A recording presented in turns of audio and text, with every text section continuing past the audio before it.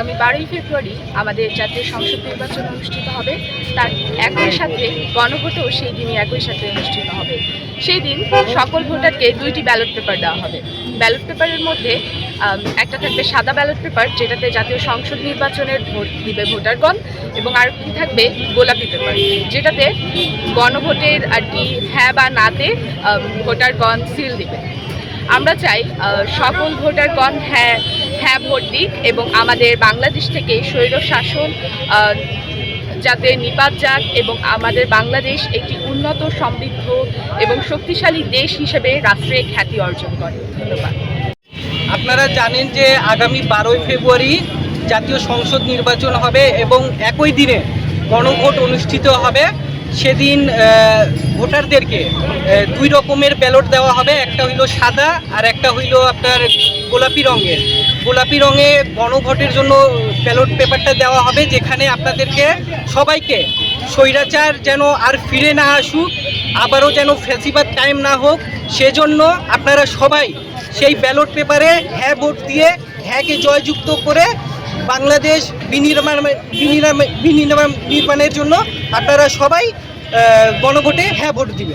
এই বলে আজকে আমরা বৈষম্য বিরোধী ছাত্র আন্দোলন সৈয়দপুর 5 পাতা মোড় থেকে পথচারী এবং দোকানদার ভাইদেরকে আমরা লিফলেট বিতরণ করতেছি, যেটা আগামী পর্যায়ে আবারও চলমান থাকবে এবং আগামী পর্যায়ে আরও বৃহৎভাবে আমরা শুরু করব।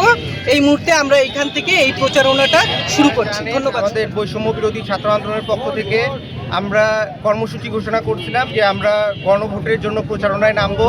আমাদের সৈয়দপুরবাসী যারা গণভোটের নিয়ে সচেতন নয়, যারা এখনও জানেন না, তাদেরকে আমরা জানিয়ে দিতে চাই 12 ফেব্রুয়ারিতে আমাদের গণভোট অনুষ্ঠিত হবে। আপনারা সবাই হ্যাঁ ভোট দিবেন এবং হ্যাঁ ভোটকে জয়যুক্ত করবেন। আর আমাদের সৈয়দপুরবাসী যখন আপনাদের কাছে সংসদ নির্বাচন প্রার্থীগণ যাবেন, তাদের থেকে অবশ্যই আপনারা আগে জেনে নেবেন তারা হ্যাঁ ভোটের পক্ষে নাকি না ভোটের পক্ষে। এই ক্যাম্পেইন তারা কি করতেছে তাদের থেকে আগে জানবেন, কারণ তারা নেক্সটে যে সংসদে যাবে তারা সেখানে সেই জিনিসগুলো উপস্থাপন করবে। যারা এখন না ভোটের পক্ষে থাকবে আপনারা কখনো তাদেরকে ভোট দিবেন না, তারা আবার এখানে ফ্যাসিবাদ কায়েম করতে চায়, তাদের উদ্দেশ্য ভালো না।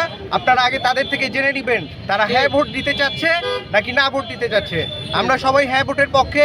আমরা চাই একটি নতুন বাংলাদেশ। আমরা নামছিলাম বৈষম্য বিরোধী ছাত্র আন্দোলন নতুন বাংলাদেশ গড়ার জন্য, সেই সুযোগ আমাদের কাছে এসেছে, আমরা সেই সুযোগকে কাজে লাগাতে চাই। এই একটা সুযোগ, আপনারাও এটাকে কাজে লাগান। ধন্যবাদ সবাই।